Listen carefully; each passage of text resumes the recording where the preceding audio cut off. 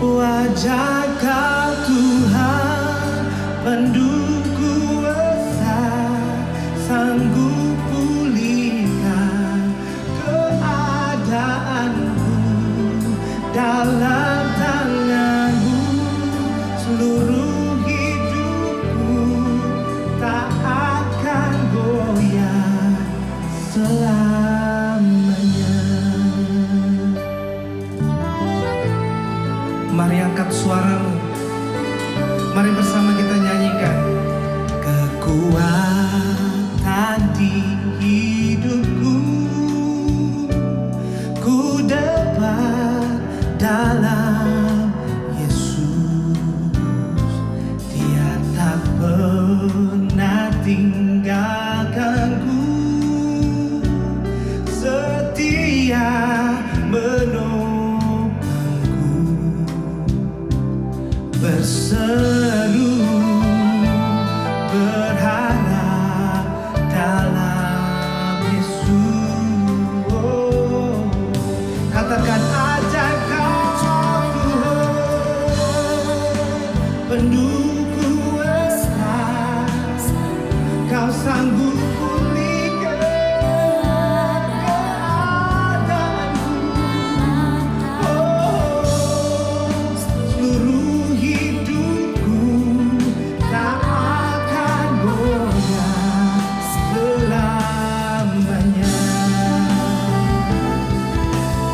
Oh, ajaib Kau Tuhan, pendukku besar, sanggup pulihkan keadaanku.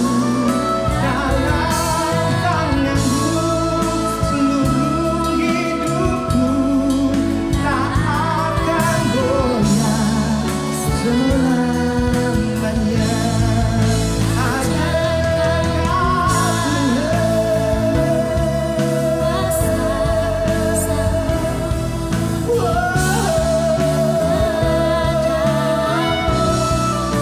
dalam tangan-Mu seluruh hidupku tak akan goyah selamanya. Oh, tak akan goyah selamanya. Tak akan goyah selamanya.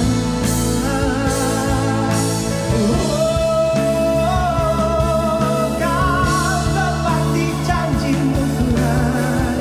Oh Yesus, Kau setia.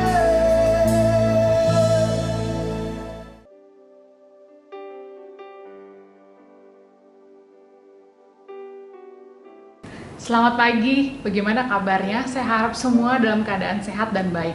Kami terus mendoakan saudara walaupun melalui ibadah online supaya bisa tetap terus merasakan hadirat Tuhan, biar Tuhan terus bekerja di dalam kehidupan saudara untuk mengalami kebaikan Tuhan tahun ini. Sudah siapkah saudara untuk menerima firman Tuhan? Mari kita satu hati dalam doa. Terima kasih Tuhan untuk kesempatan hari ini kami masih bisa beribadah secara online. Hamba-Mu berdoa Tuhan, biar urapan-Mu turun atas kami Tuhan, biar setiap yang menonton tidak akan sama lagi Tuhan, karena firman berbuah Tuhan di dalam kehidupan mereka. Di dalam nama Tuhan Yesus, hamba-Mu berdoa dan mengucap syukur. Amin. Setelah Tuhan Yesus mati dan bangkit dari kematian, Yesus menampakkan diri kepada murid-muridnya beberapa kali. Hari ini kita akan membahas satu penampakan beberapa saat setelah Yesus bangkit kepada 7 muridnya. Saat itu murid-murid Yesus masih dalam keadaan bimbang, kaget, ada yang tidak percaya dan masih ada rasa takut. Karena Thomas pun yang sudah dengar berita Yesus sudah bangkit dari murid-murid lain tapi tidak percaya. Sebelum dia memasukkan jarinya ke bekas paku Yesus. Ini adalah masa mereka masih wait and see. Mereka masih belum tahu harus bagaimana. Mereka masih menunggu bahwa katanya Tuhan akan memperlengkapi mereka, diberikan kuasa melalui Roh Kudus. Suatu hari, Yesus menampakkan dirinya kepada murid-muridnya untuk ketiga kalinya di pantai Danau Tiberias, yaitu di Galilea. Kita baca sama-sama di Yohanes 21 ayat 3-6. Kata Simon Petrus kepada mereka, "Aku pergi menangkap ikan." Kata mereka kepadanya, "Kami pergi juga dengan engkau." Mereka berangkat lalu naik ke perahu, tetapi malam itu mereka tidak menangkap apa-apa. Ketika hari mulai siang, Yesus berdiri di pantai, akan tetapi murid-murid itu tidak tahu bahwa itu adalah Yesus. Kata Yesus kepada mereka, "Hai anak-anak, adakah kamu mempunyai lauk pauk?" Jawab mereka, "Tidak ada." Maka kata Yesus kepada mereka, "Tebarkanlah jalamu di sebelah kanan perahu, maka akan kamu peroleh." Lalu mereka menebarkannya dan mereka tidak dapat menariknya lagi karena banyaknya ikan. Pada saat Petrus dan murid lainnya memutuskan untuk memancing, kita tidak tahu alasannya apa pada saat itu. Ada teologian yang bilang mereka kembali ke pekerjaan lamanya setelah Yesus bangkit. Tapi mungkin saja hanya karena mereka lapar. Murid Yesus hampir semuanya nelayan. Makanya kalau mereka harus bekerja untuk mencari nafkah, hal yang wajar untuk mereka lakukan saat itu adalah memancing ikan. Tapi di saat mereka memancing ikan, dari malam sampai siang, mereka tidak mendapatkan apa-apa. Bayangkan, murid Yesus dalam keadaan lapar dan frustrasi, tidak dapat ikan semalaman. Padahal di dalam kapal itu isinya kebanyakan nelayan semua. Kemudian ada orang asing yang tidak mereka kenal dari pinggir pantai tanya, "Apakah ada lauk pauk?" Maksudnya ada dapat ikan nggak? Karena pada zaman itu mereka biasa makan roti dengan lauknya ikan. Mereka menjawab, "Tidak ada." Kemudian orang asing ini meminta mereka untuk menebarkan jala ke sebelah kanan. "Maka kamu akan mendapat ikan." Kenapa ke kanan? Karena mereka tadinya tebar ke arah yang berlawanan. Akhirnya dikatakan mereka tidak bisa menarik jalannya lagi karena begitu banyak ikan. Kita tahu bahwa orang asing yang mereka tidak kenal awalnya itu adalah Yesus. Melalui kitab Yohanes ini, dia ingin mengajarkan bahwa kalau kita menjadi murid Yesus, kita jangan fokus kepada pekerjaan kita saja. Di dalam hal ini pekerjaan muridnya adalah sebagai nelayan, menangkap ikan. Menjadi murid Yesus paling efektif adalah pada saat kita mendengar dan taat kepada perkataan Tuhan. Kalau kita melakukan apa saja yang kita mau tanpa melibatkan Tuhan, maka akan sia-sia.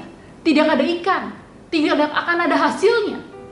Apakah itu dalam pekerjaan kita, mau memulai bisnis, dalam hubungan kita di keluarga, suami istri, kita harus libatkan Tuhan. Murid Yesus yang hampir semuanya itu nelayan, mereka seharusnya tahu kapan dan bagaimana cara untuk menangkap ikan. Tapi usaha yang kita lakukan di luar Tuhan akan sia-sia. Murid Yesus mencoba menangkap ikan, melakukan apa yang biasa mereka kerjakan, tapi tidak mendapat apa-apa. Pada saat kita taat, Tuhan suruh tebar jala ke kanan, kita lakukan, maka kita akan mendapatkan ikan yang banyak sampai jala nggak bisa diangkat. Kita akan mendapatkan hasil kalau kita taat sama perkataan Tuhan. Bukan hanya hasil, tapi kelimpahan. Ada gereja tertua di dunia namanya Gereja Abu Sirga atau Gereja Gantung di Kairo, Mesir. Gereja ini dibangun di lokasi di mana waktu bayi Yesus, Maria, dan Yusuf mengungsi ke Mesir pada saat Raja Herodes sedang membantai semua bayi Israel di bawah 2 tahun. Pada waktu di sana, saya melihat ada banyak sekali simbol-simbol di dalam gereja tersebut untuk mengingatkan mereka akan firman Tuhan. Biar benar-benar melekat. Salah satunya di kursinya pada saat duduk, saudara bisa lihat di belakang kursinya itu ada simbol ikan. Ikan itu untuk mengingatkan bahwa anak Tuhan di seluruh dunia itu harus menjadi penjala manusia. Jadi setiap Kristen Koptik, sebutan bagi orang Kristen di Mesir ini, setiap mereka beribadah, pada saat mereka duduk, mereka akan diingatkan, setiap kamu harus menjadi penjala manusia. Melalui firman hari ini, Kita jangan fokus kepada pekerjaan itu sendiri, tapi kita mau mendengar dan taat kepada perkataan Tuhan kalau kita mau mendapatkan hasil. Kita tahu bahwa pada awal murid Yesus dipanggil untuk ikut Tuhan, Yesus berkata bahwa mereka akan menjadi penjala manusia. Ini mirip dengan amanat agung Tuhan Yesus sebelum naik ke surga untuk menjadikan semua bangsa muridku. Kemudian kita baca di Yohanes 21 ayat 7-8. Maka murid yang dikasihi Yesus itu berkata kepada Petrus, "Itu Tuhan." Ketika Petrus mendengar bahwa itu adalah Tuhan, maka dia mengenakan pakaiannya sebab dia tidak berpakaian lalu terjun ke dalam danau. Murid-murid yang lain datang dengan perahu karena mereka tidak jauh dari darat. Hanya kira-kira 200 hasta saja dan mereka menghela jala yang penuh ikan itu. Ada murid Tuhan Yesus yang sangat intim dengan Tuhan, namanya Yohanes. Dari kejauhan dia tahu yang bisa melakukan mukjizat yang tadinya semalaman tidak ada ikan menjadi banyak ikan adalah Yesus. Yohanes bilang kepada Petrus, "Itu Tuhan." Petrus, kalau saudara ingat, pada waktu Yesus ditangkap, dia baru saja menyangkal Yesus sebanyak 3 kali. Katanya dia nggak kenal siapa Yesus karena dia takut pada waktu ditanya sama anak kecil. Hatinya pasti merasa bersalah pada saat Yesus masih mau menemui dia. Di saat murid-murid lain memilih untuk datang dengan perahu, Petrus langsung berenang untuk ke pantai. Dia ingin lebih cepat ketemu Yesus daripada lewat perahu. Pada saat kita mau datang kepada Yesus, kita harus merespon seperti Petrus. Dia tidak berlama-lama dengan rasa bersalah, tapi dia langsung datang kepada Yesus. Dia tahu dia telah berbuat dosa dengan menyangkal Yesus, tapi dia mau langsung datang kepada Yesus. Dan Tuhan pakai Petrus luar biasa di hari Pantekosta. Dan Petrus dijadikan pemimpin dari 12 murid Yesus. Kemudian kita lanjutkan di Yohanes 21 ayat 9-12. Ketika mereka tiba di darat, mereka melihat api arang dan di atasnya ikan dan roti. Kata Yesus kepada mereka, "Bawalah beberapa ikan yang baru kamu tangkap itu." Simon Petrus naik ke perahu lalu menghela jala itu ke darat. Penuh ikan-ikan besar, 153 ekor banyaknya. Dan sungguh pun sebanyak itu, jala itu tidak koyak. Kata Yesus kepada mereka, "Marilah dan sarapanlah." Tidak ada di antara murid-murid itu yang berani bertanya kepadanya, "Siapakah engkau?" Sebab mereka tahu bahwa ia adalah Tuhan. Sebelum murid Yesus membawa ikan, Yesus sudah menyediakan roti dan ikan di bara api. Sebagai anak Tuhan, kalau hari ini ada yang merasa gelisah dan khawatir akan pekerjaan, akan usahamu, masa depanmu, bukankah Tuhan katakan, jangan khawatir akan hidupmu, apa yang hendak kau makan atau minum. Tuhan tahu apa yang kau perlukan. Pada saat kita datang kepada Tuhan, penyediaan Tuhan sudah ada bagi anaknya yang percaya kepada Tuhan. Kenapa? Karena dia tahu apa yang kita perlukan. Selain penyediaan Tuhan, Tuhan juga minta mereka untuk membawa beberapa ikan yang baru kamu tangkap itu. Kita tahu dari mukjizat 5 roti 2 ikan, anak kecil itu juga memberikan kepada Tuhan Yesus, kemudian dia mengucap syukur atasnya, dan kemudian multiplikasi terjadi. Akibat dari hasil yang kita bawa kepada Tuhan adalah kelimpahan dan multiplikasi. Setelah itu Yesus mulai breakfast dan dia sarapan dengan murid-muridnya. Sebagai murid Yesus sebelum naik ke surga, ada satu amanat agung yang Tuhan minta kepada kita semua, yaitu untuk menjadi penjala manusia. Kita harus tahu sebagai murid Tuhan, paling efektif atau membawa hasil ada pada saat kita bukan fokus dan kepada pekerjaan saja, tapi pada saat kita mendengar dan melakukan kehendak Tuhan di dalam hidup kita. Di luar Tuhan, kita tidak akan menghasilkan apa-apa. Pada saat saudara merasa jauh dari Tuhan atau bahkan berbuat dosa, harus cepat kembali kepada Tuhan. Pada saat kita membawa hasil kita kepada Tuhan, maka kita akan mengalami kelimpahan dan multiplikasi. Izinkan saya berdoa untuk saudara. Terima kasih Tuhan untuk salib-Mu Tuhan. Kami percaya Tuhan Kau mati dan bangkit Terima kasih Tuhan, Kau memberikan kepada kami Tuhan, ada suatu power Tuhan melalui Roh Kudus Tuhan. Kami percaya kami bisa sampai hari ini bukan karena kuat gagah kami Tuhan. Mampukan kami Tuhan untuk melakukan apa yang menjadi kehendak-Mu dalam hidup kami Tuhan. Mampukan kami Tuhan untuk percaya Tuhan dalam setiap langkah kami Tuhan, bahwa Kau ada, Kau menyediakan Tuhan, bahkan sebelum kami berpikir Tuhan sudah menyediakan bagi anak-anak-Nya.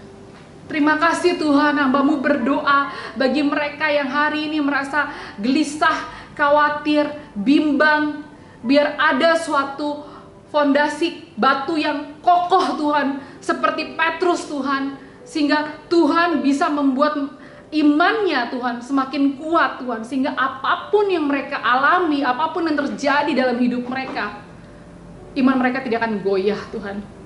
Terima kasih Tuhan untuk kenaikan-Mu Tuhan.